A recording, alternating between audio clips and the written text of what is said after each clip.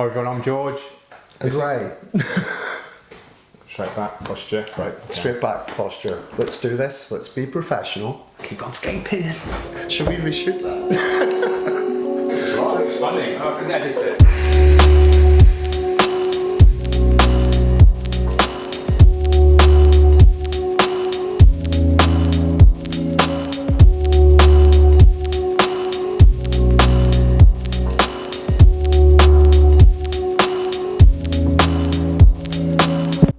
Hello everyone, I'm George. And I'm Ray.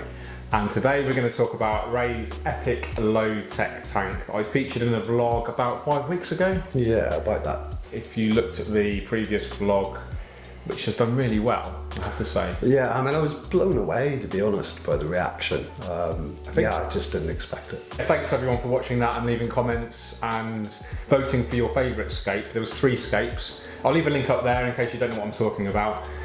And by far the overwhelming kind of winner was the first scape that we featured, which was in your son Dara's room. Yeah, that's right. And people are kind of amazed of how good quality and lush it is, despite the low levels of light. Yeah, so, very low energy tank. Yeah, there's not a lot to it. And I just kind of wanted to pick Ray's brains for you guys as well as my own, because to achieve such a beautiful, lush looking aquascape with such low energy, I think it's a really kind of good message to get across to people that you can create something quite beautiful without spending a lot of money or a lot of time necessarily maintaining it. So I'll do a kind of informal interview, kind of chat with Ray and get some sort of really cool information from Ray and share it with you guys. Sounds good.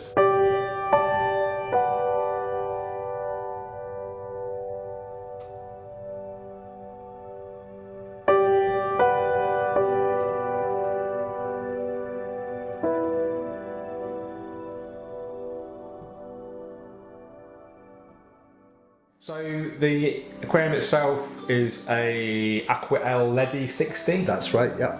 And as we see it right now, it's off the shelf. Yep, the only thing that's been changed in it is the filter. Okay. It's still an internal filter. It's one of the Aquascape 50s, Thermo 50, something like that. Bio. Built-in heater as well? Built-in heater, nice. Yeah. Okay. No special media, just what's supplied with the filter? Just sponge, coarse sponge and then a fine sponge. And about 300 litres per hour circulation? Yeah, I think that's about right. So, yeah, so about 5 times turnover, something like that. Okay. I think it's worth looking at your kind of maintenance regime. I think that's one of the secrets to success. So, what sort of water changes are you doing? I'm pretty religiously once a week, and it's at least 50% of the water, sometimes 70%. Wow, okay. But I do like to give it a really good sort of clean out. Good. I think that's a really interesting point. So that's a big water change for a lot of people, 50% plus once a week, especially in a low energy tank. And what do you do as well as the water change during your maintenance? Do you kind of remove any excess accumulated detritus, this sort of thing? Yeah, just basically do a vacuum of the gravel and get as much of the sort of nasty stuff, if you like, some of the build up out of the stones. Take out any dead leaves, anything that's looking a bit unhealthy. And just really clean the glass and so just basically keeping it really, really clean. Yeah, basically. And it's just plain gravel? Plain gravel, yeah. Wow. Not even root tabs? Couple of root tabs in with the crits whenever I planted them, because I know they like a bit of sort of nourishment from the roots. Okay. But that's about it. Wow. No special lights, just a standard light? It's the LED sort of sunny tube, which I think it's like 6 or 7 watts. Crazy. It's very low light. Yeah. I think that might be a secret to the success as well, because there's no algae. Yeah. More light we have, the more risk of algae you get. All the plants are obviously low light tolerant. Yeah. So it's a really good example of, don't overdo it with light. Choose the species according to your light levels, which you've obviously done perfectly. The only one that I wasn't sure of when I was sort of putting it in was the bulbitis. Okay. And yet it's actually... because that's really kind of regarded as a medium kind of category, demand plant, but and no CO2? No CO2. Liquid fertilizers? Yes, so the Aquascape complete liquid plant food. Okay. So 2 to 3 mils of that a day. So I do a 5 mil sort of thing split between two. So that's interesting. So daily dosing of a good quality, comprehensive liquid fertilizer.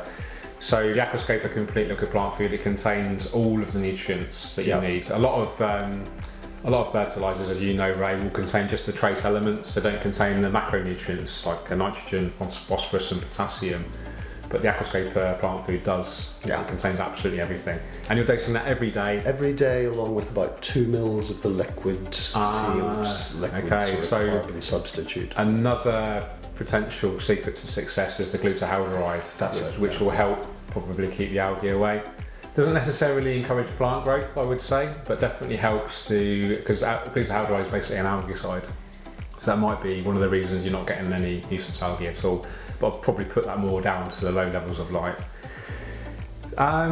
Fish-wise, you've got a relatively low stocking of fish, which is important, I think, for keeping a really kind of pristine system. So you waste organics aren't building excessively. Yeah. There's like 6 sort of cardinals in there, 1 guppy. And there's a really big healthy population of cherry shrimp as well. Okay, and that's helpful. I think so. I think you can see them sort of working all the time. They're constantly grazing the biofilm, which is almost like a prerequisite to any algae build up. Yeah. And they're breeding in there? Yeah, there's a lot of shrimp. So you've got, tens, hundreds of shrimp in there, all constantly grazing the surfaces, and that's kind of helping prevent any algae build up, I would say. I think they help, definitely. Yeah. So I think there's quite a few lessons to learn there. So number 1 is the regular religious maintenance that you do, the really large weekly water change, and in combination with that, the cleaning of any excess build-up of waste. Yeah. So that's really important. You do that before the water change, right? Yeah.